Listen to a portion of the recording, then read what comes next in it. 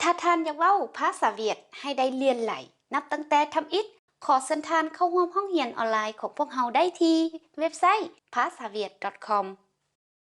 สบายดีสินเจ้ายินดีต้อนรับทุกคนเข้าสู่บทเรียนมื้อนี้และข้าพเจ้าเองนางวันเพ็งบทเรียนมื้อนี้พวกเราจะได้เรียนเกี่ยวกับđộng vật dưới nước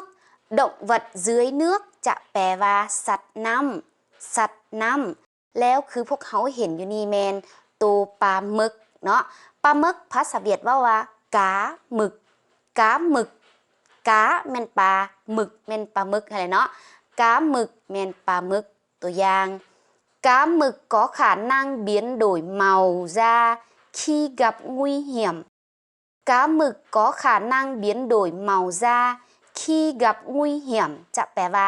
ปลาหมึกนี่มีความสามารถเปลี่ยนสีผิวเมื่อพบอันตรายงุยเหี่ยมอยู่นี่มันอันตรายเบียนโดยมันเปลี่ยนเนาะจ้าเมาแมนสีผิวและคือพวกเขาเห็นอยู่นี่แมนปลานินมันบอกปลานินภาษาเวียดว่ากาโรฟีlà แปลว่าปลานินตัวอย่าง cá rô phi là loài cá rất dễ nuôi cá rô phi là loại cá rất dễ nuôi จะแปลว่าปลานิลแมนประเภทปลาที่ว่าเลี้ยงง่ายหลายนุยอยู่นี่แปลว่าเลี้ยงเจแปลว่าง่ายและคือพวกเขาเห็นอยู่นี่แมนกุ้งเนาะกุ้งมังกรแม่นบ่กุ้งมังกรภาษาเวียดว่าต้มหุ่มแปลว่ากุ้งมังกรตัวอย่าง người ta bán tôm hùm rất đắt người ta bán tôm hùm rất đắt จะแปลว่าเขาเจ้าขายกุ้งมังกรแพงหลายดัดอยู่นี่แปลว่าแพงrất แปลว่าหลายและคือพวกเขาเห็นอยู่นี่แม่นตัวปูทะเลเนาะปูทะเลภาษาเวียดว่ากัวเบี่ยนเบี่ยนแม่นทะเลกัวแม่นตัวปูเนาะกัวเบี่ยนแปลว่าปูทะเลตัวอย่าง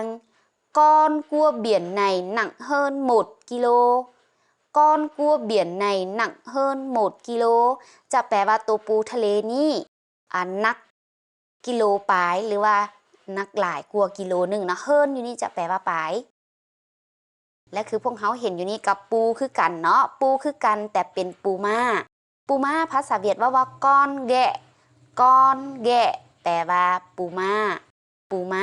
ตัวอย่าง con ghẹ đang chạy trốn rất nhanh con ghẹ đang chạy trốn rất nhanh แปลว่าปูม้านี่กำลังแล่นลี่ไว้หลายหมายความว่ามันchạy trốnนี่มันแล่นลี่ตัวอย่างว่ามันเห็นคนแล้วมันแล่นลี่เห็นเนาะส่วนnhanhแปลว่าหลายและคือพวกเขาเห็นอยู่นี่มันตัวหอยนางรมแม่นบ่หอยนางรมภาษาเวียดว่าcon hàuแปลว่าหอยนางรมตัวอย่าง đàn ông nên ăn nhiều hàu đàn ông nên ăn nhiều hàu จะแปลว่าเป็นผู้ชายนะควรกินหอยนางรมให้หลายๆเพราะว่าผู้ชายกินหอยนางรมแล้วมันจะดีต่อสุขภาพแม่นบ่เพราะฉะนั้นผู้ชายควรกินหอยนางรมให้หลายๆเด้อและคือพวกเขาเห็นอยู่นี่มันคือตัวกบเนาะตัวกบมันกำลังกินตัวขี้เข็บตัวกบภาษาเวียดว่าcon ếchแปลว่าตัวกบตัวอย่าง con ếch đang ăn con dết con ếch đang ăn con dết จะแปลว่าตัวกบกำลังกินตัว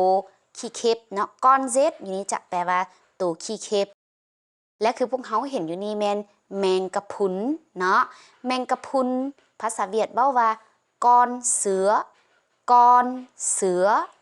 con sứa แปลว่าแมงกะพรุนตัวอย่าง con sứa là loài động vật không xương sống con sứa là loại động vật không xương sống จะแปลว่าแมงกะพรุนแม่นสัตว์ประเภทที่ว่าบ่มีกระดูกสันหลังเสื่องสงตัวนี้จะเป็นกระดูกสันหลัง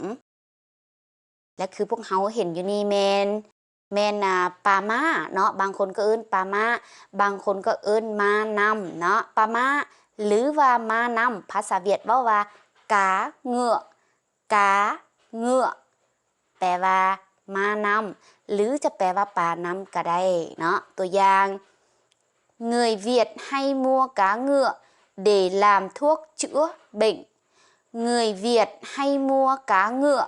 để làm thuốc chữa bệnh จะแปลว่าคนเวียดมักจะซื้อปลาม้าหรือว่าม้าน้ำนี่เพื่อมาเฮ็ดเป็นยาปัวพยาธิเนาะเพราะว่า